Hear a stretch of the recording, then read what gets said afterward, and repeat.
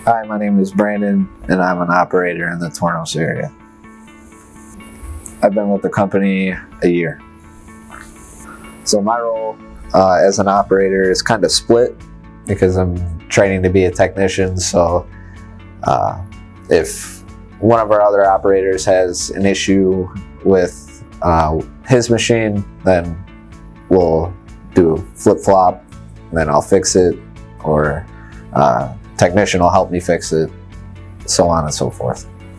We've got a lot of new machines, multi-Swiss, 3 new Eurotecs, a lot of new people, a lot of new processes and changes. So I think it's going pretty good.